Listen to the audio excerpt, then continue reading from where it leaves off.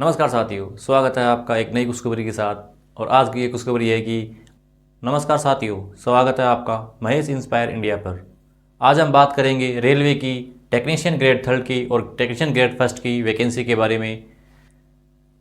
Railway की यह vacancy पिछले कुछ वर्षों के बाद में आई है और अब की बार हमें इसको जाने नहीं देना है। अब की बार हमें सिलेक्शन लेके ही रहना है कैसे भी।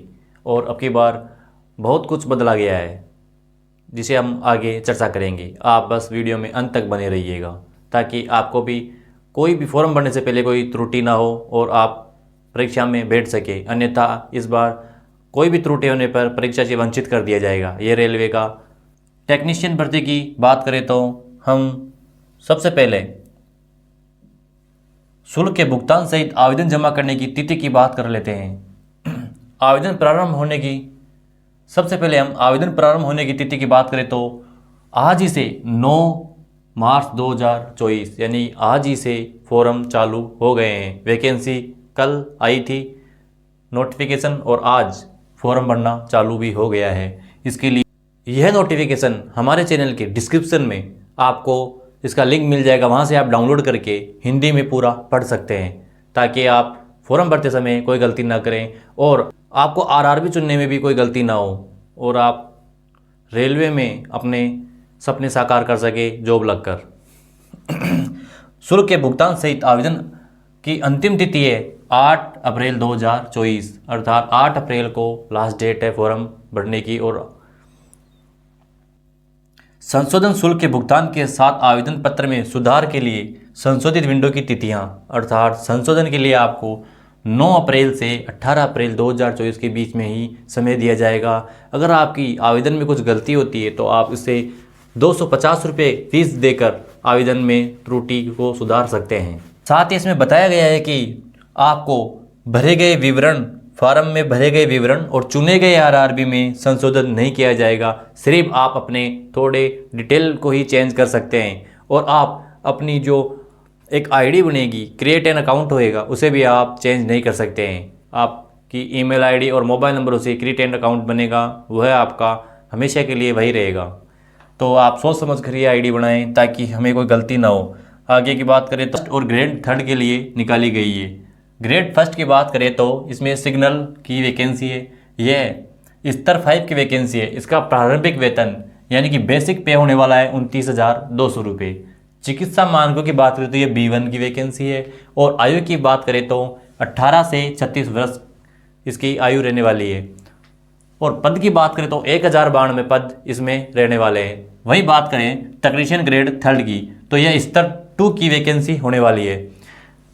वेतन की बात करें तो इसका बेसिक पे 19,900 रुपये रहने वाला है। और चिकित्सक मानक की बात करें तो अनुलग्नक ए देखें अर्थात इसमें एक ए नीचे पॉइंट आएगा, उस पर चिकित्सक मानकों की भी पूरी डिटेल दी गई है। वहीं उम्र की बात करें तो 18 से 33 वर्ष इसकी उम्र रहने वाली है। और टोटल पदों की बात करें तो 8,052 पद इसमें रहने वाले हैं। कुल पद 9,144 पर यह वैकेंसी निकाली गई है। और आरआरबी वार और रेलवे जोन वार रिक्तियों का विस्तृत विवरण अर्थात आरआरबी जोनल वाइज और पद हैं और पूरी डिटेल वह अनुलोगन बी में दिया गया है। अर्थात नीचे पूरी डिटेल इस पीडीएफ में पूरी डिटेल बताई गई है। फॉर्म कैसे भरना है, क्या गलतियां नहीं कर सकते, क्या योग्यता है, टेक्नीशियन की कौन कौन सी वैकेंसी है और हमें किन किन बातों का ध्यान रखना है, सब कुछ जोनल वाइज भी बताया गया है। ये पूरी पीडीएफ पूरी 50 पेजों की होने वाली है और इसमें सब कुछ बताया गया है। इसे हम आज पूरी कवर करेंगे। सबसे पहले हम महत्वपूर्ण निर्देश पढ़ते हैं। सबसे पहली बात है कि आप ऑनलाइन आवेदन करने से पहले दी गई जानकारी को अच्छी तरह से पढ़ लें, अन्यथा कुछ भी गलती होती है तो आपके त्रुटि को सुधारने के लिए 250 रुपये देने पड़ जाएंगे। महत्वपूर्ण निर्देश में बताया गया है कि आवेदन करने से पहले हमें ये जान लेना है कि निर्धारित शैक्षणिक योग्यता के अंतिम परिणाम की प्रतीक्षा कर रहे उम्मीदवार आवेदन करने के पात्र नहीं होंगे। अर्थात जिसकी अपेयरिंग में स्टडी चल रही है वह आवेदन नहीं कर सकता है। जो आवेदक वही कर सकता है जो पढ़ाई पूरी कर चुका हो, जैसे 10+ ITI कर चुका हो या रिजल्ट आ चुका हो, तो वही आवेदक कर सकता है, या 1-2 दिन में रिजल्ट आने वाला हो वही आवेदक कर सकता है। जो अभी फर्स्ट ईयर में हो या फिर 10 दे रहा हो, ITI नहीं किया हो, वो भी इस फार्म को नहीं भर सकता है। आगे की बात करें तो प्रत्येक वेतन स्तर के लिए अलग अलग आवेदन जमा कराना होगा, क्योंकि प्रत्येक वेतन स्तर के लिए अलग अलग CBT आयोजित किया जाएगा। अर्थात टेक्नीशियन ग्रेड फर्स्ट और टेक्नीशियन ग्रेड थर्ड के लिए अलग अलग CBT होएगा और उसके अलग अलग ही वेतन जमा किए जाने होंगे। एक बार आवेदक जमा हो जाने के बाद चयनित RRB उस वेतन स्तर के लिए अंतिम होगा। एक उम्मीदवार द्वारा समान वेतन स्तर के लिए एक से अधिक बोर्ड नहीं चुन सकता, अर्थात एक वैकेंसी के लिए वह एक ही RRB में आवेदन कर सकता है, 2 में आवेदन नहीं कर सकता है, अन्यथा आवेदन निरस्त कर दिया जाएगा। उम्मीदवारों की पात्रता आवेदन में उम्मीदवारों द्वारा दिए गए विवरण के आधार पर अंतिम होगी। RRB पात्रता के लिए आवेदकों की विस्तृत जांच नहीं करेगा। इसकी आवश्यकता अनुसार बुनियादी पात्रता मापदंडों को पूरा करने की शर्त पर उम्मीदवार केवल अंतिम रूप से स्वीकार की जाएगी। उम्मीदवारों को शैक्षणिक योग्यता, आयु, चिकित्सा मापदंडों का और आवश्यकताओं को पढ़ाना होगा और खुद को संतुष्ट करना होगा कि वे पद के लिए पात्र हैं या नहीं। अर्थात फॉर्म भरने से पहले आपको यह जांच करना है कि चिकित्सीय मेडिकल टेस्ट में मैं फिट हूँ या नहीं हूँ, और शैक्षणिक योग्यता में फिट हूँ। अर्थात शैक्षणिक योग्यता मेरी 10+ ITI या BSc BTech जो भी आगे योग्यता ये पूछेगा उस पर अभी हम चर्चा करेंगे, वो हमें क्लियर करनी होगी, तो ही हम फॉर्म भर सकते हैं, अन्यथा हम फॉर्म नहीं भर सकते। SC ST OBC और EWS वालों को यह भी ध्यान रखना है कि उन्हें शुल्क रियायत, आरक्षण, आयु सीमा में छूट दी जाती है, पर आवेदक भरने की अंतिम तिथि में कोई छूट नहीं दी जाती है। इसलिए वह आवेदक तिथि के अंतिम तिथि से पहले ही अपना आवेदन भर ले। मेडिकल फिटनेस उम्मीदवारों को यह सुनिश्चित करना होगा कि वे निर्धारित चिकित्सा मानकों को पूरा करते हैं। मेडिकल में जो व्यक्ति अनुपयुक्त पाए जाएंगे उन्हें वैकल्पिक नियुक्ति नहीं दी जाएगी। अर्थात अपन टेक्नीशियन सेकंड के लिए चयनित हुए हैं और उसमें अपने चिकित्सीय मापदंड में हम सही नहीं उतरते हैं तो हमें वहाँ से खारिज कर दिया जाएगा, वहाँ से हमें बाहर निकाल दिया जाएगा, अलग से नियुक्ति नहीं दी जाएगी, अपनी जॉब चेंज नहीं होगी। आयु की बात करें तो टेक्नीशियन ग्रेड फर्स्ट सिग्नल के लिए 18 से 36 वर्ष और टेक्नीशियन ग्रेड थर्ड के लिए 18 से 33 वर्ष दी गई है, और अपने आरक्षण के हिसाब से EWS SC ST OBC को उनको आरक्षण के हिसाब से छूट दी गई है। RRB का चयन और पदों के लिए प्राथमिकताएं। RRB अपने पद घटा भी सकता है और अपने पद बढ़ा भी सकता है। उम्मीदवार वेतन स्तर में केवल एक RRB चुन सकता है, एक के अलावा वह 2-3 RRB नहीं चुन सकता है, अन्यथा वह एग्ज़ाम देने से इच्छुक नहीं रहेगा, उसे बाहर कर दिया जाएगा। वह एक ही जोन को चुन सकता है। भर्ती की पूरी अवधि के दौरान उम्मीदवार को अपने मोबाइल नंबर और ईमेल आईडी हमेशा चालू रखने हैं, उसी पे अपन को जानकारी मिलेगी रेलवे की तरफ से। ऑनलाइन आवेदन के द्वारा उम्मीदवारों को एक आईडी जनरेट करने के लिए या खाता बनाने के लिए कहा जाएगा। यदि किसी उम्मीदवार को पहले से एक खाता, जैसे पिछली बार अभी थोड़े दिन पहले पिछले महीने में लोको पायलट की वैकेंसी आई थी, उस टाइम अगर खाता अपने पास फॉर्म भरा गया था तो खाता है, तो वह खाता अभी आगे काम, ये अभी जो वैकेंसी आई है उसके लिए काम करेगा। पिछली बार हमारे पास खाता नहीं है और इस बार एक खाता बनाना होगा। उम्मीदवारों को सलाह दी जाती है कि वे खाता निर्माण के लिए आवश्यक विवरण अपने साथ रखें। विवरण में देखा जाए तो मोबाइल नंबर और ईमेल आईडी महत्वपूर्ण है। यही है कि इनमें संशोधन, यानी खाते में कोई संशोधन नहीं किया जाएगा, खाते में कोई संशोधन नहीं किया जा सकता। ऑनलाइन आवेदन करने के दौरान अगर कोई त्रुटि हो जाती है तो उसे प्रत्येक बार त्रुटि को सुधारने के लिए 250 रुपये, जो कभी वापस नहीं होंगे, वह संशोधन शुल्क भुगतान करना होगा। और इसकी तारीख है 9 अप्रैल से 18 अप्रैल 2024 तक। इसी के आगे की बात करें तो 18/4/24 के बाद RRB आवेदक में दी गई जानकारी में संशोधन के लिए किसी भी प्रस्तुति पर विचार नहीं करेगा। अर्थात 18/4/2024 के बाद आरआरबी संशोधन के लिए प्रस्तुत तिथि पर कोई विचार नहीं करेगा। डॉक्यूमेंट वेरिफिकेशन और मेडिकल परीक्षा के उम्मीदवारों को शॉर्ट लिस्टिंग उस आरआरबी के लिए रिक्तियां 1:1 की दर से आरआरबी में शॉर्ट लिस्ट किया जाएगा। और मेन बात बता देंगे, जैसे कई पारियों में एग्ज़ाम होती है, तो एक एग्ज़ाम 10 पारियों में हो रही है तो उसका नॉर्मलाइजेशन किया जाएगा। जैसे पिछली बार किया गया था उसी प्रकार से इस बार भी नॉर्मलाइजेशन किया जाएगा। डीवी के लिए शॉर्ट लिस्ट किए गए उम्मीदवारों को डीवी में उपस्थित होने के लिए उनके ई-कॉल लेटर डाउनलोड करने के लिए आधिकारिक आरआरबी वेबसाइटों के साथ साथ एसएमएस और ईमेल के जरिए भी उन्हें सूचित किया जाएगा। बात करें नकारात्मक अंकन की, तो अगर हमारे नकारात्मक अंकन होते हैं या कोई गलती होती है तो सीबीटी में नकारात्मक अंकन पर प्रत्येक गलत उत्तर के लिए 1/3 अंक का प्रावधान है। अर्थात 3 हमारे उत्तर गलत होते हैं तो एक सही उत्तर हमारा काट लिया जाता है, 1/3 अंक होगा। प्रतिबंधित वस्तुएं जैसे संचार का उपकरण, electronic gadgets, mobile, earphone, Bluetooth, pen drive आदि ले जाना परीक्षा हॉल में वंचित है। स्मार्ट घड़ियाँ, चूड़ियाँ, चेन, कंगन, श्रवण यंत्र, वॉलेट, पर्स, बेल्ट, जूते, धातु के वस्त्र आदि, पेन, पेंसिल आदि कुछ भी सामान हमें नहीं लेके जाना है। चेन वगैरह, धागा वागा सब यहीं रखे जाने हैं। अभ्यर्थी को परीक्षा में शामिल होने की अनुमति नहीं दी जाएगी। किसी भी उल्लंघन पर कानूनी कार्रवाई के अलावा अयोग्य और भविष्य की भर्तियों से वंचित भी किया जाएगा। अगर कोई भी गलती करता हुआ पकड़ा जाता है तो उसे भविष्य में होने वाली रेलवे की सभी वैकेंसियों के लिए वंचित कर दिया जाएगा। वह रेलवे की कभी कोई वैकेंसी नहीं भर पाएगा। सामान को सुरक्षित रखने के लिए क्लॉक रूम भी बनाए गए हैं और अभ्यर्थियों से यह गुजारिश की जाती है कि और उन्हें सलाह दी जाती है कि परीक्षा स्थल पर मोबाइल फ़ोन आदि सहित कोई भी मूल्यवान प्रतिबंधित वस्तुएं न लाएं ताकि रेलवे को भी कोई हानि ना हो।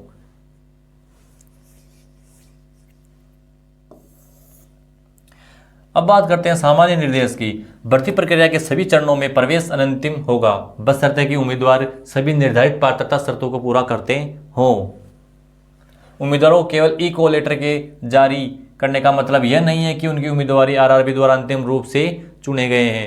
अर्थात ई-कॉल लेटर से नौकरी नहीं लगेगी। नौकरी के लिए हमें एग्ज़ाम क्लियर करना ही होगा। एग्ज़ाम क्लियर करने के बाद में हमारा डीवी होगा, उसके बाद में मेडिकल होगा और उसके बाद में हमारे को ज्वाइनिंग लेटर आएगा। आरआरबी पात्रता शर्तों का सत्यापन मूल दस्तावेजों के संदर्भ में तभी करता है तब आप सीबीटी और बाकी की परीक्षाएं उत्तीर्ण कर लेते हैं। उसी के बाद में डॉक्यूमेंट वेरिफिकेशन के लिए आपको बुलाया जाएगा। यदि उम्मीदवार किसी भी परीक्षा में या किसी भी समय परीक्षा हॉल में अयोग्य पाया जाता है तो उसे हमेशा के लिए उम्मीदवारी को सेवा से निरस्त कर दिया जाएगा, उम्मीदवारी से हटा दिया जाएगा। इस अधिसूचना के तहत पद के लिए आवेदन करने से पहले उम्मीदवारों को खुद को संतुष्ट भी करना चाहिए कि वह अपने चिकित्सीय और शैक्षणिक योग्यता में तो सभी मापदंडों को पूरा करता हो। उम्मीदवारों को यह सुनिश्चित करना चाहिए कि वह अपने चिकित्सीय मापदंड को पूरा करते हैं और शैक्षणिक योग्यता को भी पूरा करते हैं, तभी इस फॉर्म को वह भर सकते हैं, अन्यथा उसे भी अयोग्य घोषित कर दिया जाएगा। आगे की बात करें तो जो उम्मीदवार एक से अधिक आवेदक जमा करते हैं तो उन्हें उसी समय खारिज कर दिया जाएगा। अर्थात एक समय में अपन एक ही फॉर्म भर सकते हैं और आरआरबी और रेलवे भर्ती सेल सभी विषय की परीक्षाओं से वंचित कर दिया जाएगा। हमें यह ध्यान रखना होगा कि हमें एक समय में एक ही फॉर्म भरे। अगर हम कुछ लालच में आ गया, किसी के बहकावे में अगर 1 से 2 फॉर्म भर देते हैं तो ये नुकसान हमें स्वयं खुद को ही झेलना होगा। जो उम्मीदवार अभी के समय आरआरबी और आरआरसी द्वारा वंचित कर दिया गया था पिछले परीक्षाओं के टाइम, तो वह फॉर्म नहीं भर सकता। अगर वह ऐसा करता है तो उसकी उम्मीदवारी खारिज कर दी जाएगी।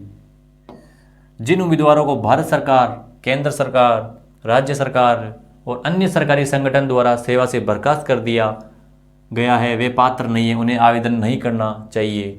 अर्थात कोई भी सरकारी जॉब में, वह राज्य सरकार हो चाहे केंद्र सरकार हो, जॉब से किसी को बर्खास्त किया गया है तो वह भी अपना आवेदन फॉर्म नहीं भर सकता है। उम्मीदवारों को अपना नाम, पिता का नाम, जन्मतिथि, मैट्रिक और हाई स्कूल परीक्षा प्रमाण पत्र में जो ओरिजिनल डॉक्यूमेंट्स में अपने नाम, एड्रेस, पिता का नाम जो दिया गया है वही अपन को ऑनलाइन आवेदन में भरना होगा। कुछ भी त्रुटि होने पर उसका स्वयं जिम्मेदार हम स्वयं होंगे। यदि नाम में बदलाव मामले में उम्मीदवारों को केवल अपना नाम, बदला हुआ नाम ही बताना होगा, पुराना नाम नहीं बताना होगा। यूँ नहीं कि घर का नाम अपन डाल दे रहे हैं। आगे के पॉइंट की बात करें तो सभी दस्तावेजों पर उम्मीदवारों के हस्ताक्षर सेम होने चाहिए। यूँ ऐसा नहीं होना चाहिए कि फॉर्म भरते टाइम हमने इंग्लिश में साइन किए और एग्ज़ाम देते टाइम हमने हिंदी में साइन कर दिए, तो वो भी हमारे लिए नुकसानदेह होगा। इसके लिए अभी हमारी उम्मीदवारी अयोग्य घोषित हो सकती है। CBT और DV का मतलब है डॉक्यूमेंट वेरिफिकेशन की तिथियां पैरा 14 में दिए गए अनुसार भाग लेने वाले RRB की वेबसाइट पर प्रकाशित की जाएगी। तारीख, समय, स्थान में बदलाव के लिए किसी भी अनुरोध पर विचार नहीं किया जाएगा। यूँ नहीं कि अभी हमारे कोई प्रोग्राम है तो आज एग्ज़ाम नहीं लेंगे, कल एग्ज़ाम लेंगे, ऐसा नहीं चलेगा। रेलवे का अपना सब कुछ शेड्यूल फिक्स होता है। नेक्स्ट पॉइंट की बात करें तो रेलवे अपनी रिक्तियों को रेलवे प्रशासन की वास्तविक ज़रूरतों के आधार पर वह समुदाय की इकाइयों में बढ़ा भी सकता है और शून्य भी हो सकती है। यदि रेलवे की आवश्यकता हुई तो बाद के चरणों में रिक्तियां पद भी शामिल किए जा सकते हैं। अर्थात रेलवे अपने पद घटा भी सकता है, बढ़ा भी सकता है। किसी समुदाय के पद भी घटा सकता है, उन्हें पद बढ़ा भी सकता है, किसी समुदाय में जोड़ भी सकता है। अर्थात रेलवे का यह सुरक्षित अधिकार सुरक्षित रखते हैं। रेलवे प्रशासन अपने विवेक से अधिसूचित रिक्तियों को रद्द करने का अधिकार भी रखता है। ऐसा निर्णय अंतिम और सभी के लिए बाध्यकारी होगा। ऐसा रद्दीकरण की स्थिति में है, यानी कि कभी CBT में भाग लेने वाले उम्मीदवारों को छोड़कर उम्मीदवारों द्वारा भुगतान किया गया परीक्षा शुल्क वापस नहीं किया जाएगा। अर्थात जो व्यक्ति एग्ज़ाम देकर आएगा उसी के 400 रुपये बैंक में रिफ़ंड किए जाएंगे, अन्यथा उसके 400 रुपये बैंक में रिफ़ंड नहीं किए जाएंगे, उसको 500 रुपये पूरे देने होंगे। अधिकार RRB द्वारा चयन उम्मीदवारों को रेलवे में नियुक्ति का कोई अधिकार नहीं देता है। RRB का कार्य केवल जोनल रेलवे के संबंधित अधिकारों को उपयुक्त उम्मीदवारों के नामों की सिफारिश करना है। अर्थात RRB का काम नौकरी देना नहीं, RRB का काम है कि वह उम्मीदवारों को फॉर्म भरे, उनकी परीक्षा ले, उनको उत्तीर्ण करे, उनको शॉर्ट लिस्ट करें, उनका DV कराएं और लास्ट फाइनल वह जोन में नियुक्ति के लिए भेजता है। तकनीशियन पद के लिए चयनित उम्मीदवारों को जहां भी निर्धारित हो प्रशिक्षण लेना होगा। अर्थात टेक्नीशियन पद के लिए उम्मीदवारों को जहां भी प्रशिक्षण कार्यालय होगी वहीं प्रशिक्षण दिया जाएगा। अवधि के दौरान केवल उनको स्टाइपेंड दिया जाएगा। पोस्टिंग आमतौर पर केवल रेलवे कर्मचारी को पूरी सेवा के दौरान रेलवे या रेलवे प्रतिष्ठान में नियोजित किया जाएगा, जिसे उसे कोई दावा नहीं होगा। हालांकि एक सक्षम प्राधिकारी सेवा की अत्यावश्यकताओं में रेलवे कर्मचारी को किसी भी अन्य विभाग या रेलवे प्रतिष्ठान में स्थानांतरित कर सकता है, जिसे भारत के अंदर या बाहर की परियोजना भी शामिल है। जब तक नवनियुक्त उम्मीदवार कम से कम 5 से 10 साल की सेवा पूरी नहीं कर लेता तब तक रेलवे में स्थानांतरण की कोई सुविधाएं नहीं है। चयनित उम्मीदवार जिन्हें अंतिम रूप से नियुक्त किया गया है प्रादेशिक सेना की रेलवे इंजीनियरिंग यूनिट में सक्रिय सेवा के लिए उत्तरदायी है। निःशुल्क ट्रेन यात्रा सुविधा। निःशुल्क ट्रेन यात्रा सुविधा यह SC और ST उम्मीदवारों के लिए ही रखी गई है। यह निःशुल्क स्लीपर क्लास रेलवे पास चयन के विभिन्न चरणों अर्थात CBT, CBAT, DV, मेडिकल परीक्षा जैसे सभी परीक्षा पर लागू होगी। अर्थात SC ST का कोई बंदा अगर CBT देने जा रहा है, DV देने जा रहा है, मेडिकल देने जा रहा है तो उनके लिए रेलवे निःशुल्क पास स्लीपर कोच का दिया जाएगा। उसके लिए SC ST का बंदा यदि ट्रेन बुक करता है तो उसे ई-कॉल लेटर की एक फ़ोटोकॉपी और अपने जाति प्रमाण पत्र की फ़ोटोकॉपी को टिकट काउंटर पर दिखाना होगा। उसी के साथ उसे एक स्लीपर कोच का टिकट फ्री दिया जाएगा। RRB के तहत आवश्यकता अनुसार और किसी भी स्तर पर लागू भर्ती के किसी भी नियम और शर्तों को बदलने, संशोधित करने, हटाने, जोड़ने का अधिकार RRB के पास सुरक्षित है। RRB उम्मीदवारों की सहमति से इस भर्ती में प्राप्त उनके अंक मंत्रालय, विभागों, सार्वजनिक क्षेत्र के उपक्रमों, PSU और निजी संगठनों के साथ उनकी भर्ती के लिए साझा कर सकते हैं। अभ्यर्थियों को उम्मीदवारों को उनके हित में सलाह दी जाती है कि वे आवेदन जमा करने की अंतिम तिथि से काफ़ी पहले अपना ऑनलाइन आवेदन जमा करें और अंतिम समय की किसी भी भीड़ से बचें। अंतिम दिनों में के दौरान भारी इंटरनेट और वेबसाइट ट्रैफिक की संभावना के वजह से उम्मीदवारों के कारण इस सावधानी की अनुशंसा की जाती है। उम्मीदवारों के लिए हेल्पलाइन नंबर भी जारी किया गया है इस हेल्पलाइन नंबर पर कॉल करने के लिए आपको सुबह 10 से शाम को 5 बजे तक इन नंबरों पर आपको कॉल करना होगा और इस ईमेल आईडी पर आप मेल भी कर सकते हैं। यदि उम्मीदवार किसी कारणवश अपना अंतिम तिथि पर भी आवेदन नहीं जमा कर पाता है तो उसका जिम्मेदार वह स्वयं होगा, रेलवे इसका जिम्मेदार नहीं होगा। अब बात करें रिक्तियां, तो रिक्तियां रेलवे प्रशासन की आवश्यकता के अनुसार रेलवे इन रिक्तियों को बढ़ा भी सकता है और घटा भी सकता है। मेडिकल फिटनेस के मानक की बात करें तो डॉक्यूमेंट के लिए बुलाए गए उम्मीदवारों को रेलवे प्रशासन द्वारा आयोजित अपेक्षित मेडिकल फिटनेस टेस्ट पास करना होगा, अर्थात डॉक्यूमेंट वेरिफिकेशन के बाद आपका मेडिकल टेस्ट होगा। और मेडिकल टेस्ट पास करने के लिए मापदंड ये दे रखे हैं। चिकित्सक मानक है A3, यानी कि सामान्य फिटनेस, शारीरिक रूप से हर तरह से फिट होना चाहिए। व्यक्ति शारीरिक रूप से तो फिट होना ही चाहिए। बात करें आंखों की, दृष्टि मानक, दूरदृष्टि, चश्मे के साथ या उसके बिना, या तो चश्मा या उसके बिना, 6/9 6/9, लेंस की शक्ति 2D से अधिक नहीं होनी चाहिए। निकट दृष्टि से SN 0.6 चश्मे के साथ या चश्मे के बिना। और तीसरा पॉइंट है कलर विजन, दूरबीन विजन, नाइट विजन और मेसोपिक विजन के लिए टेस्ट पास करना ही होगा।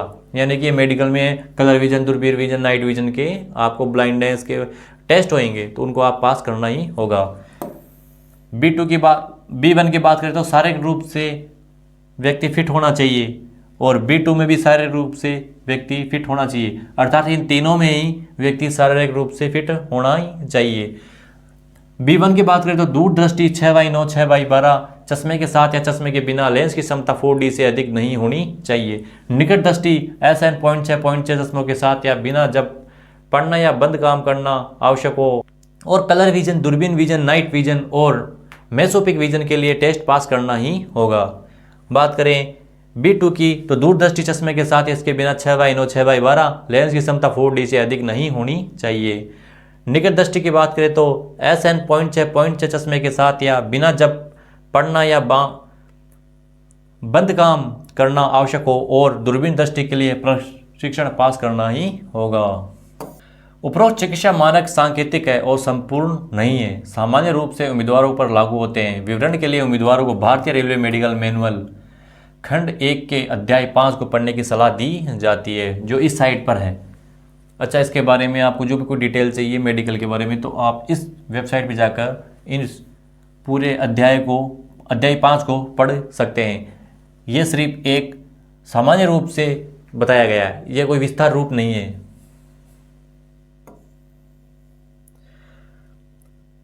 जिन उम्मीदवारों के दुर्दम्य त्रुटि को ठीक करने के लिए लेसिक सर्जरी या किसी अन्य सर्जिकल प्रक्रिया से गुजरना पड़ता है तो वे इन पदों के लिए पात्रता नहीं है, जिनके लिए मेडिकल मानक A3 की आवश्यकता होती है।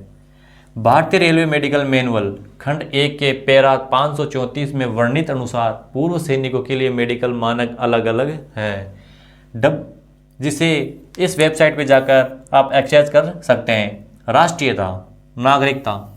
बात करें राष्ट्रीयता या नागरिकता की, एक उम्मीदवार को या तो होना चाहिए भारत का नागरिक या फिर वो नेपाल का नागरिक भी हो सकता है, भूटान का भी हो सकता है, एक तिब्बत शरणार्थी जो भारत में स्थायी रूप से बसने के इरादे से 1/1/1962 से पहले भारत आया था वह भी यह फॉर्म भर सकता है, भारतीय मूल का व्यक्ति जो भारत में स्थायी रूप से बसने के इरादे से पाकिस्तान, बर्मा, श्रीलंका, पूर्वी अफ्रीकी देशों से केन्या, युगांडा, संयुक्त गणराज्य, जाम्बिया, मलावी जैसे इथोपिया और वियतनाम से आया हो वह भी इस फॉर्म को भर सकता है।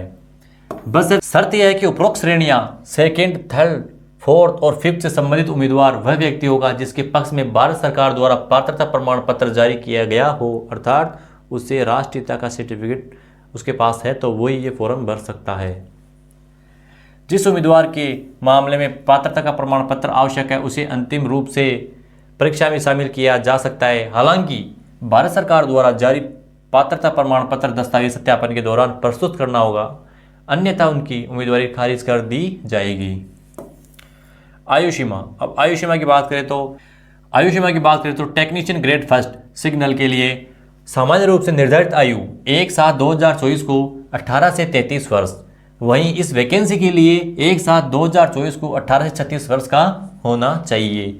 टेक्नीशियन ग्रेड थर्ड की बात करें तो एक साथ 2024 को 18 से 30 वर्ष का और इस वैकेंसी के लिए 18 से 33 वर्ष का होना चाहिए। ऐसे कई उम्मीदवार जो आयु सीमा पार कर चुके हैं और कोविड-19 महामारी के कारण रेलवे भर्ती में भाग लेने का अवसर भी, उनके लिए निर्धारित सीमा से 3 वर्ष की छूट दी जाती है। नीचे दिए गए तालिकाओं में निम्नलिखित श्रेणी समुदाय की। अब बात करते हैं टेक्नीशियन ग्रेड फर्स्ट सिग्नल के लिए आयु सीमा में छूट। टेक्नीशियन ग्रेड फर्स्ट के लिए SC ST उम्मीदवार को 5 साल की छूट दी जाती है और वहीं OBC नॉन क्रीमिलियर उम्मीदवार को 3 साल की छूट दी जाती है और एक्स सर्विसमैन अभ्यर्थी जिन्होंने सत्यापन के बाद 6 महीने से अधिक की सेवा पूरी कर ली हो उन्हें 3 वर्ष, 6 वर्ष, 8 वर्ष, यानी कि ex serviceman general EWS, ex serviceman OBC, ex serviceman SC ST को 3 वर्ष, 6 वर्ष, 8 वर्ष की छूट दी जाती है। वहीं विकलांगता वाले PWBD को जनरल EWS वालों को 10 वर्ष की और OBC वालों को 13 वर्ष की और EWS, PWBD, SC ST को 15 वर्ष की छूट दी जाती है। वे अभ्यर्थी जो रेलवे ग्रुप C और ग्रुप D की रेलवे जनरल और EWS में 40 साल की उम्र, वह व्यक्ति जो रेलवे में पहले से ही है उन्हें 40 साल की उम्र तक इस फॉर्म को भरने की छूट दी जाती है। अगर कोई स्टाफ में है और 3 साल की सेवा के साथ साथ निरंतर या अलग अलग समय से न्यूनतम 3 साल की सेवा के साथ सेवारत है तो उसे 43 साल की SC OBC 43 साल की और SC और ST को 45 की उम्र की छूट दी जाती है। उम्मीदवार जो रेलवे संगठन के अर्ध प्रशासनिक कार्यालय जैसे रेलवे, कैंटीन, सहकारी समितियां और संस्थानों में काम कर रहे हैं, प्रदान की गई सेवा की अवधि की या 5 वर्ष की छूट जो भी हो दी जाती है। वहीं बात करें ग्रेड थर्ड की। ग्रेड थर्ड के लिए SC ST और उम्मीदवारों को 5 साल की छूट SC ST के उम्मीदवारों को 5 साल की छूट दी जाती है और OBC के उम्मीदवारों को 3 साल की छूट दी जाती है। एक्स सर्विसमैन अभ्यर्थी जिन्होंने सत्यापन के बाद 6 महीने से अधिक की सेवा पूरी की हो उन्हें एक्स सर्विसमैन जनरल और EWS वालों को 3 वर्ष की छूट दी जाती है। वहीं एक्स सर्विसमैन OBC NCL 6 वर्ष आयु से सेवा की अवधि घटाने के बाद और एक्स सर्विसमैन SC ST को 8 वर्ष की छूट दी जाती है। वही विकलांग को 10 वर्ष, 13 वर्ष, 15 वर्ष की छूट दी जाती है। वे अभ्यर्थी जो रेलवे ग्रुप C और ग्रुप D रेलवे स्टाफ में न्यूनतम 3 साल की सेवा के साथ साथ निरंतर या अलग अलग समय में न्यूनतम 3 साल की सेवा के साथ सेवारत हैं उन्हें जनरल EWS को 40 साल की छूट, OBC को 43 साल की उम्र तक छूट, SC और ST को 45 साल की छूट उम्र तक छूट। उम्मीदवारों जो रेलवे संगठन के अर्ध प्रशासनिक कार्यालयों जैसे रेलवे, कैंटीन, सहकारी समितियां और संस्थानों में काम कर रहे हैं उन्हें प्रदान की गई सेवा की अवधि की तक या फिर 5 साल जो भी कम हो की छूट दी जाती है। ये 45 साल छूट वैसे नहीं, ये उम्र है। 45 साल तक का आदमी फॉर्म भर सकता है, 43 साल तक का आदमी फॉर्म भर सकता है। ये 15 वर्ष की छूट है। ये 40 साल की उम्र तक का व्यक्ति फॉर्म भर सकता है। महिला उम्मीदवार जो विधवा है, तलाकशुदा है या न्यायिक रूप से पति से अलग है लेकिन पुनर्विवाह नहीं किया है, उसे यदि वह जनरल और EWS में आती है तो 35 साल की उम्र, वो OBC में आती है तो 38 साल की उम्र, वहीं SC और ST में आती है तो 40 साल की उम्र तक की छूट दी जाती है। कोई पूर्ण एक्ट अप्रेंटिस जो उस पद के लिए आवेदन कर रहे हैं जिसके लिए न्यूनतम योग्यता ITI कोर्स पूर्ण एक्ट अप्रेंटिसशिप है, उसे प्रशिक्षु अधिनियम 1961 के तहत प्रशिक्षण के द्वारा दिए गए प्रशिक्षण की सीमा तक की छूट दी जाती है, अधिकतम 3 वर्ष। कोर्स पूर्ण एक्ट अप्रेंटिसशिप जो 25 वर्ष की आयु पर प्राप्त करने पहले कोर्स पूर्ण एक्ट अप्रेंटिसशिप जो 25 वर्ष की आयु प्राप्त करने से पहले प्रशिक्षु अधिनियम के तहत प्रशिक्षुता शुरू कर दी है। QR जनरल और EWS के लिए 35 साल की, OBC के लिए 38 साल की और SC ST के लिए 40 साल की उम्र। अब महत्वपूर्ण एक बात कर लेते हैं। उम्मीदवारों को ध्यान देना चाहिए कि उनके आवेदन में भरी गई जन्मतिथि वही होनी चाहिए जो उनके 10वीं या समकक्ष प्रमाण पत्र में दर्ज की गई है। जन्मतिथि में बदलाव के किसी भी बात के अनुरोध पर विचार नहीं किया जाएगा। अर्थात हमारी डेट ऑफ बर्थ हमारे डॉक्यूमेंट के हिसाब से ही होनी चाहिए, उसमें कोई बदलाव बाद में नहीं होएगा, वह फॉर्म ही रिजेक्ट हो जाएगा। शैक्षणिक योग्यताओं के लिए ऑनलाइन आवेदन जमा करने की अंतिम तिथि 8/4/2024 तक उम्मीदवारों के पास पहले से ही मान्यता प्राप्त संस्थान विश्वविद्यालय में निर्धारित शैक्षणिक तकनीक योग्यता होनी चाहिए। अर्थात 8/4/2024 से पहले हमारे पास वह मार्कशीट होनी चाहिए। जैसे 10+ ITI, तो ITI की मार्कशीट इस डेट से पहले की होनी चाहिए। रिजल्ट निर्धारित शैक्षणिक तकनीक योग्यता की अपनी अंतिम परीक्षा के परिणाम की प्रतीक्षा कर रहे लोगों को आवेदन नहीं करना चाहिए।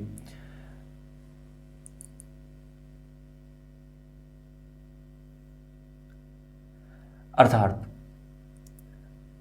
यदि किसी ने एग्ज़ाम दिया है और उसका परिणाम आने वाला है तो वह भी आवेदन नहीं कर सकता है, कोई पता नहीं आवेदन कब आएगा। वेतन स्तर 2 में तकनीशियन के पद के लिए पाठ्यक्रम पूर्ण अधिनियम अप्रेंटिसशिप ITI के बदले इंजीनियरिंग में डिप्लोमा डिग्री स्वीकार नहीं किए जाएंगे जब तक कि वे अन्यथा निश्चित न हो। कोर्स कंप्लीटेड एक्ट अप्रेंटिसशिप के बदले में ग्रेजुएट एक्ट अप्रेंटिस स्वीकार नहीं किया जाएगा। अर्थात जो चीज़ मांगी गई है अप्रेंटिस ITI के बदले हम इंजीनियरिंग डिप्लोमा नहीं दे सकते और इंजीनियरिंग डिप्लोमा के बदले हम अप्रेंटिस नहीं दे सकते। परीक्षा शुल्क की बात करें तो सभी उम्मीदवारों के लिए क्रम संख्या 2 पर नीचे उल्लेखित श्रेणियों को छोड़कर CBT में उपस्थित होने पर 500 रुपये के इस शुल्क में 400 रुपये की राशि बैंक में शुल्क काट कर वापस कर दी जाएगी। अर्थात जनरल और OBC को 500 रुपये फीस देनी है। उसके बाद में हमें अगर हम एग्ज़ाम देते हैं तो हमें 400 रुपये एग्ज़ाम देने के कुछ दिन बाद हमारे बैंक में 400 रुपये वापस बैंक में रिफंड कर दिए जाएंगे। उसी तरह उन उम्मीदवारों के लिए जो SC ST एक्स सर्विसमैन, महिला, ट्रांसजेंडर, अल्पसंख्यक या इकोनॉमिकल बैकवर्ड क्लास यानी EBC से संबंधित है तो उनके लिए EWS के साथ उन उम्मीदवारों के लिए 250 रुपये फीस रखी गई है। और ये 250 रुपये फीस यह शुल्क CBT में उपस्थित होने पर लागू बैंक शुल्कों की कटौती के साथ वापस कर दिया जाएगा। अर्थात 250 रुपये भी वापस उनको मिल जाएगा, परंतु जो भी कोई बैंक का शुल्क होगा वो काट के ही दिया जाएगा। प्रत्येक वेतन स्तर के लिए लागू परीक्षा शुल्क का भुगतान भी अलग से करना होगा। केवल CBT में भाग लेने वाले उम्मीदवारों को ऊपर बताए अनुसार परीक्षा शुल्क का रिफंड मिलेगा। ओनली CBT में ही इसका रिफंड दिया जाएगा। परीक्षा शुल्क की वापसी की बात हम अब आगे करते हैं। सभी उम्मीदवारों को अपने परीक्षा शुल्क का वापसी योग्य हिस्सा यानी 400 रुपये या 250 रुपये जैसा लागू हो बैंक शुल्क काट कर, यानी कि 400 रुपये में बैंक शुल्क कटेगा, 250 में बैंक शुल्क कटेगा, वह काट कर प्राप्त करने के लिए उनके आवेदक पत्र में बैंक विवरण, बैंक का नाम, खाता धारक का नाम, खाता संख्या, IFSC कोड का स्पष्ट रूप से उल्लेख करना अति आवश्यक है। सही बैंक खाता विवरण प्रस्तुत करने की जिम्मेदारी उम्मीदवारों पर है। RRB पर उम्मीदवारों से किसी भी पत्राचार पर विचार नहीं करेगा। गलत या अपूर्ण या अस्वीकृत आवेदनों के लिए परीक्षा शुल्क वापस नहीं किया जाएगा। गलत फॉर्म भरने पर परीक्षा शुल्क वापस नहीं किया जाएगा। भर्ती प्रक्रिया में निम्नलिखित चरण शामिल होंगे। कंप्यूटर आधारित परीक्षा CBT फर्स्ट, दस्तावेज सत्यापित DV और मेडिकल परीक्षा होगी। परीक्षा अनुसूचित और स्थानों पर जानकारी RRB वेबसाइट, SMS और ईमेल के माध्यम से नियत समय में पात्र उम्मीदवारों को दी जाएगी। किसी भी चरण को स्थगित करने या स्थान, तिथि या शिफ्ट में बदलाव करने का किसी भी परिस्थिति में विचार नहीं किया जाएगा। कंप्यूटर आधारित परीक्षा यानी कि CBT, प्रत्येक वेतन स्तर के लिए अलग CBT होगा, यानी कि ग्रेड फर्स्ट के लिए अलग CBT होगा, ग्रेड सेकंड के लिए अलग CBT होगा। कुल अवधि 90 मिनट की होगी और कुल प्रश्न 100 आएंगे। प्रत्येक गलत उत्तर के लिए 1/3 अंक की दर से नकारात्मक अंकन किया जाएगा। कई पारियों में आयोजित CBT के लिए मार्क्स का सामान्यीकरण किया जाएगा। अर्थात एक से ज़्यादा पारियों में कोई एग्ज़ाम होती है तो उसका नॉर्मलाइजेशन किया जाएगा। पात्रता के लिए न्यूनतम पास प्रतिशत जनरल और EWS के लिए 40%, OBC और SC के लिए 30%, ST के लिए 25% और PWD उम्मीदवारों के लिए 2% की छूट दी जाएगी, यानी कि EWS को 40% और OBC SC को 30%, ST को 25% और को ये नंबर लाने जरूरी है, तभी वह परीक्षा उत्तीर्ण कर पाएगा। सीबीटी में प्राप्त अंकों को इस भर्ती प्रक्रिया के आगे के चरणों के लिए उम्मीदवारों को शॉर्ट लिस्टिंग किया जाएगा। टेक्नीशियन ग्रेड फर्स्ट सिग्नल के लिए सीबीटी के लिए सिलेबस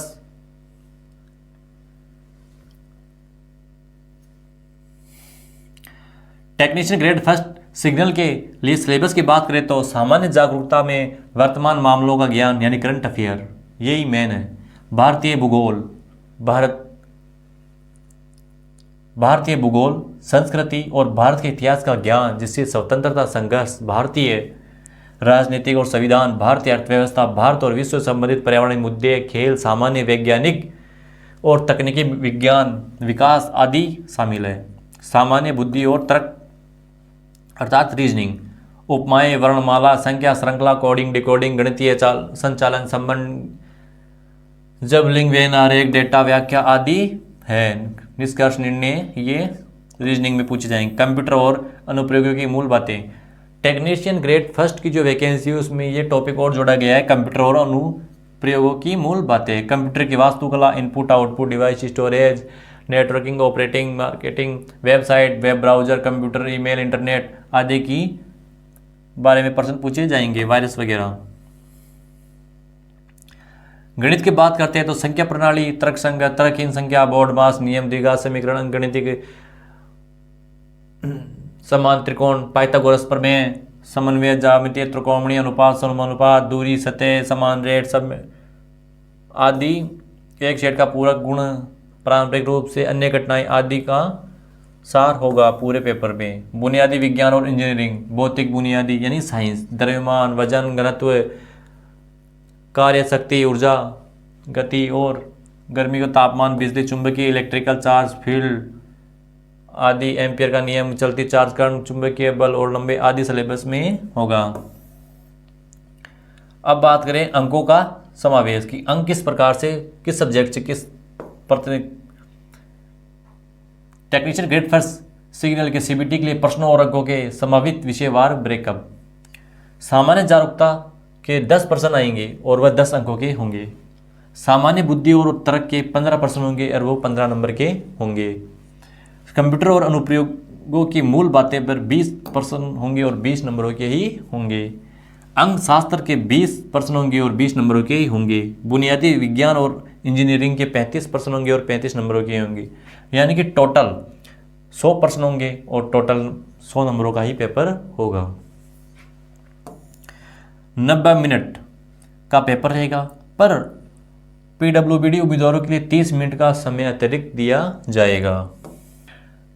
टेक्नीशियन थर्ड के लिए सिलेबस, कुल अवधि 90 मिनट और कुल प्रश्न 100 होंगे। प्रत्येक गलत उत्तर के लिए 1/3 अंक की दर से नकारात्मक अंकन किया जाएगा और इसमें भी कई पारियों में आयोजित सीबीटी को सामान्यीकरण यानी नॉर्मलाइजेशन किया जाएगा। प्रश्नों के लिए न्यूनतम पास प्रतिशत वही जो टेक्नीशियन फर्स्ट में थी वही टेक्नीशियन थर्ड में है। जनरल ईडब्ल्यूएस के लिए 40%, ओबीसी एसटी के लिए 30%, एसटी के लिए 25% और ईडब्ल्यूएस को 2% की अतिरिक्त छूट दी जाएगी। सीबीटी में प्राप्त अंकों को इस भर्ती प्रक्रिया के आगे के चरणों के उम्मीदवारों को शॉर्ट लिस्टिंग किया जाएगा।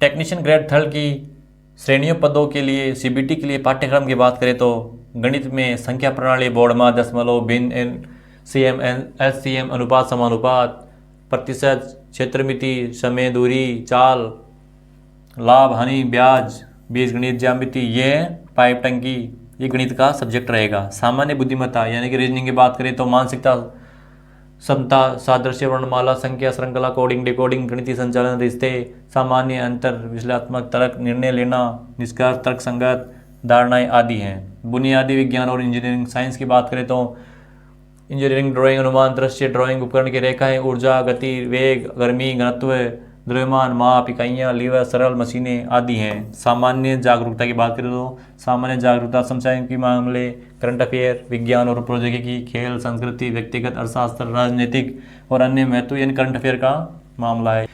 प्रश्नों के नंबरों की बात करें तो अंक शास्त्र 25 प्रश्न आएंगे, 25 नंबरों के होंगे। सामान्य बुद्धि और तर्क के 25 और 25 नंबरों के होंगे। सामान्य विज्ञान के 40% 40 नंबरों के होंगे। सामान्य जागरूकता के 10 नंबरों के होंगे। कुल 100% होंगे, 100 नंबरों के होंगे। और वही अवधि 90 मिनट की होगी और PWBD को 30 मिनट का समय अतिरिक्त दिया जाएगा। दस्तावेज सत्यापन यानी डीवी की बात करें तो उम्मीदवारों को संबंधित वेतन स्तरों के लिए CBT में उनके अंकों और योग्यता के आधार पर दस्तावेज सत्यापन के लिए शॉर्टलिस्ट किया जाएगा। शॉर्टलिस्ट किए गए उम्मीदवारों की संख्या नियुक्तियों की संख्या के बराबर होगी। ये काम की बात है कि जैसे 9,144 पोस्ट है तो 9,144 पोस्ट के लिए ही उम्मीदवारों को सिलेक्ट किया जाएगा। यदि 2 या 2 से अधिक व्यक्ति समान अंक प्राप्त करते हैं तो उनकी आयु के अनुसार ही उन्हें वरीयता दी जाएगी, अर्थात जो उम्र में बड़ा होगा उसे नौकरी दी जाएगी, जो छोटा होगा उसे नहीं दी जाएगी समान अंक होने पर। चयनित उम्मीदवारों की नियुक्ति रेलवे प्रशासन द्वारा आयोजित अपेक्षित मेडिकल फिटनेस टेस्ट में उत्तीर्ण होने और सभी आवश्यक दस्तावेजों के अंतिम सत्यापन और उम्मीदवारों की पूर्ववत चरित्र के सत्यापन के अधीन है। आवेदन कैसे करें? अब है मेन बात, आवेदन कैसे करें। गलतियों से बचने के लिए उम्मीदवारों को ऑनलाइन आवेदन करने से पहले सभी जानकारी और दिशा निर्देशों को पढ़ना चाहिए, अर्थात ये PDF पूरी पढ़ लेनी चाहिए। आवेदन भरने से पहले JPG छवि आकार 30 से 70 KB के बीच होनी चाहिए, यानी passport size photo.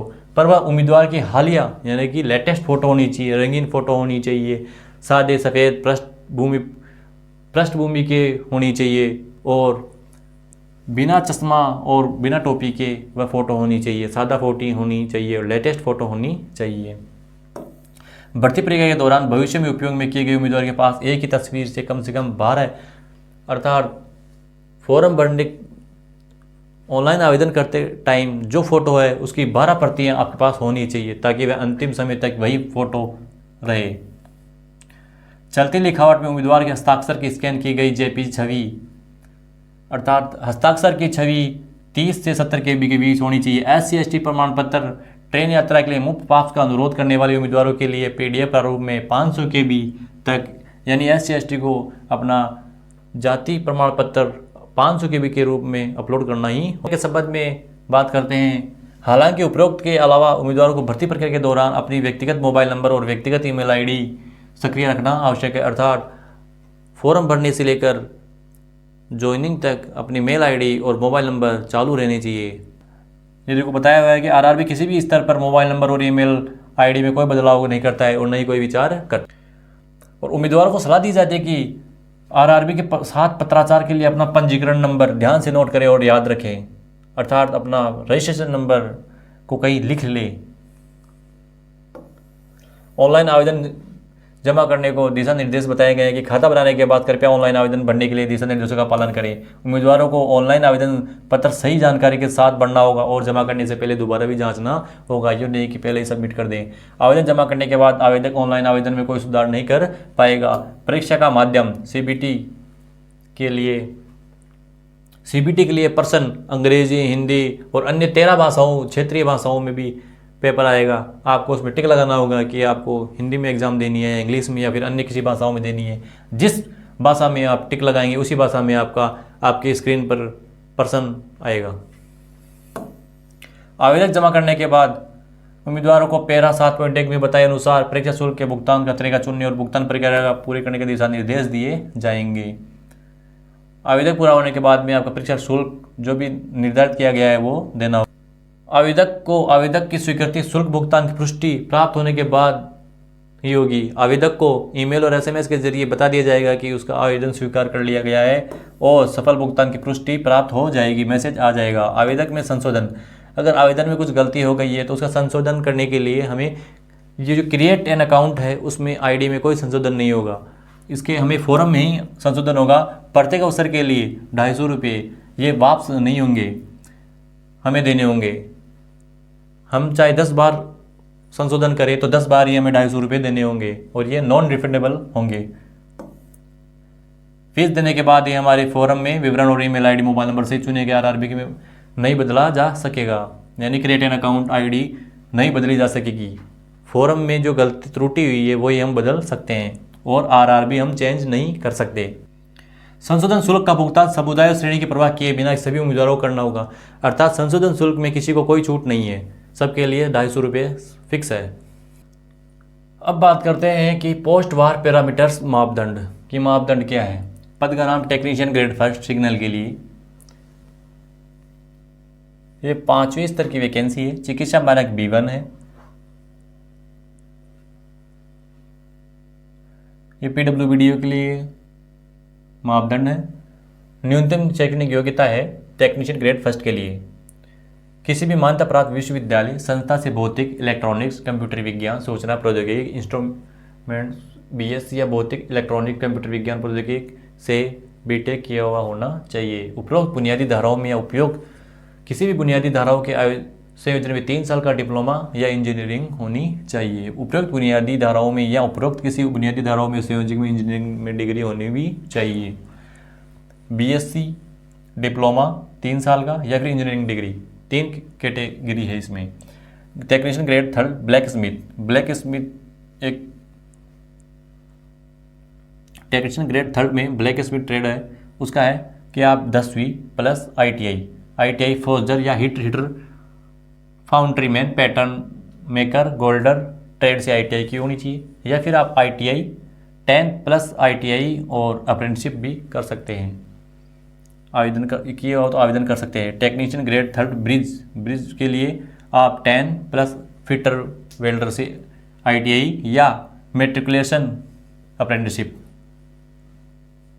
Technician grade third carriage और वैगन, इसके लिए 10 plus ITI fitter, carpenter, welder, plumber, pipe fitter trade में ITI होना चाहिए या 10 प्लस अप्रेंटिसशिप होनी चाहिए। टेक्नीशियन ग्रेड थर्ड क्रेन चालक के लिए 10 प्लस मैकेनिक मोटर वाहन, सामग्री हैंडलिंग उपकरण, सह operator, crane operator locomotive rail crane में ITI या फिर 10 प्लस अप्रेंटिसशिप होनी चाहिए। टेक्नीशियन थर्ड डीजल इलेक्ट्रिकल लिए आपको mechanic, auto electrical, electronic, wireman, electronics, electrician आदि में ट्रेड ITI होनी चाहिए और 10 प्लस अप्रेंटिसशिप भी हो सकती है। टेक्नीशियन ग्रेड डीजल मैकेनिक में आपको डीजल मैकेनिक, मोटर मैकेनिक आदि में, ऑटोमोबाइल में मैकेनिक मोटर वाहन, mechanic tractor, mechanic welder, painter trade में ITI होनी चाहिए या फिर 10 प्लस अप्रेंटिसशिप होनी चाहिए।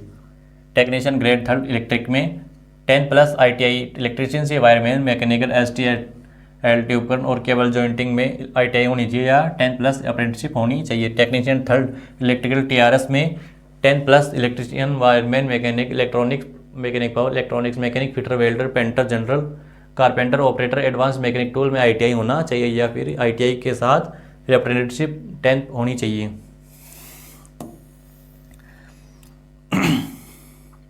टेक्नीशियन ग्रेड थर्ड EMU, इसमें 10 प्लस ITI में electrician, wireman, electronic, mechanic power, electronic, mechanic, ST/LT उपकरण आदि में operator, carpenter, machinist, painter, general आदि में ITI आपकी होनी चाहिए या फिर 10 प्लस अप्रेंटिसशिप होनी चाहिए।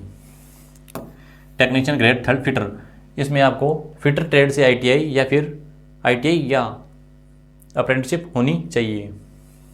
टेक्नीशियन ग्रेड थर्ड PVA, इसमें आप mechanic 10 plus machinist, grinder, welder, machinist, fitter आदि से ITI की योग्यता होनी चाहिए या फिर 10 प्लस अप्रेंटिसशिप की योग्यता आपको होनी चाहिए।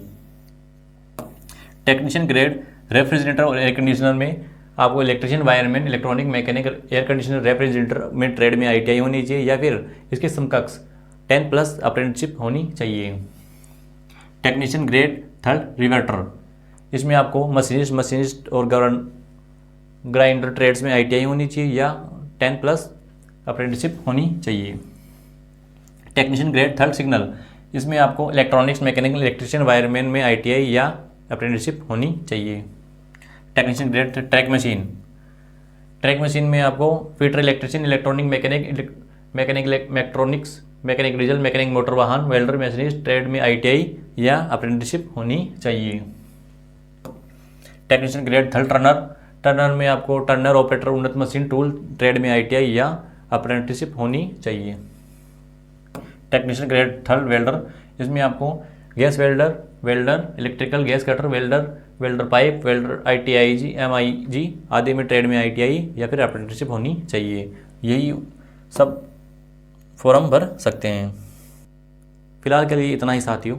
अगर आपको ये जानकारी पसंद आई हो और आपको कुछ अच्छा मिला हो देखने के लिए कि आपकी ये जानकारी काम आए, तो आप हमें लाइक करें, शेयर करें और सब्सक्राइब करें, और अपने दोस्तों को भी चैनल को शेयर करें ताकि उन्हें भी ये जानकारी पता लग सके और वह भी रेलवे का फॉर्म जानकारी के लिए डिस्क्रिप्शन में लिंक से आप ये PDF डाउनलोड करें और उसको पूरा पढ़ें। धन्यवाद। अगर इसके बारे में और भी कुछ जानना हो तो आप हमें कमेंट करें। धन्यवाद। जय हिंद।